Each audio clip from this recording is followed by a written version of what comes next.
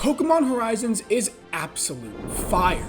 The show is everything I could want in a brand new Pokemon series. Engaging characters, awesome cuts of animation, and an engaging story. A decent part of this is the main character of Liko. However, I've seen a lot of people not be the biggest fan of her, which is totally understandable. Obviously, this show isn't for everyone, and she has huge shoes to fill, as she's a successor to our boy, Ash Ketchum. But what if Liko's character went in a different direction when Amicio initially attacked her in episode 1? So instead of Freed showing up, it's actually Ash. How would this affect her character arc and the overall story of Pokemon Horizons? Well, with the first major arc of the series now being done, I think now is the perfect time to explore this what-if scenario. Greetings my comrades and welcome back to Zanolith. Today we'll be exploring the concept of what if Ash trained Liko. Let's go! Liko is running away from Amicio, who has her cornered. She stands no chance.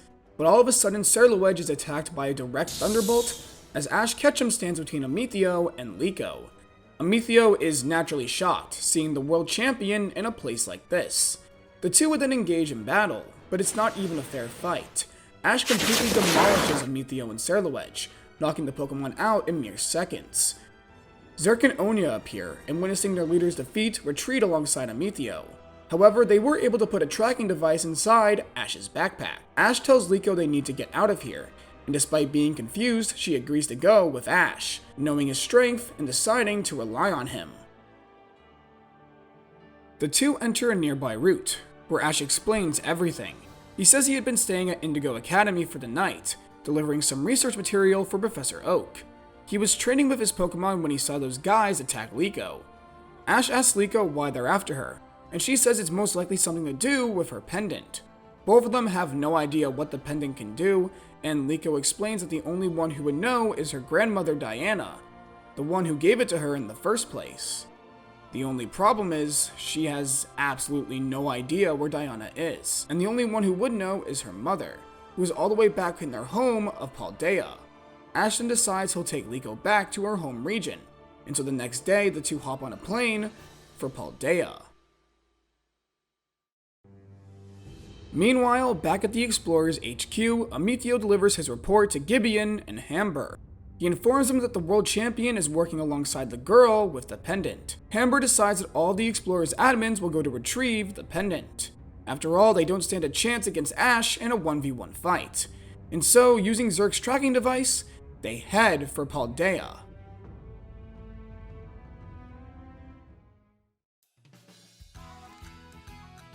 Ash and Liko would arrive in Paldea a couple hours later, and obviously this change has massive implications.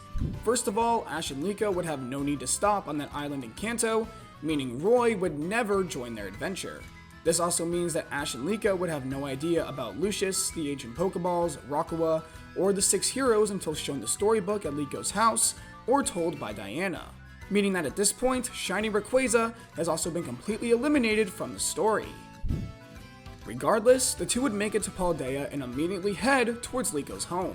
It's here where they would meet both Liko's mom and dad, and would be informed about Diana's location and Galar, and what they know about the pendant. Ash and Liko would research the book on Lucius, wondering how it connects to the pendant. Ash and Liko decide to stay a week in Paldea, as Ash decides he wants her to be ready for the Explorers' next attack, and needs to train her. For the next week, Ash would train Liko all day long, and as time went on, they would gain a lot of progress, with Sprigatito even evolving into Florigato. This version of Liko would be much stronger than the one in canon, as all of Ash's past experiences make him an excellent teacher.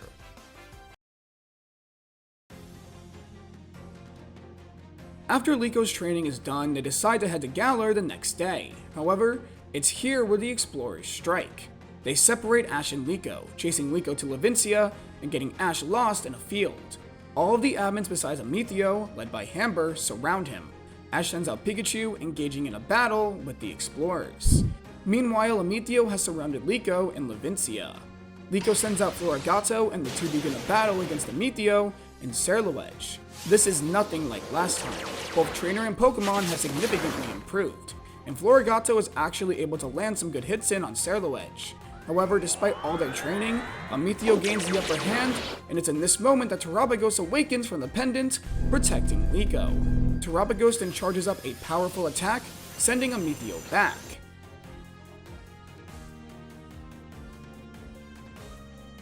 Meanwhile, back in the wilderness, Ash and Pikachu are still holding their own and decide to end things here.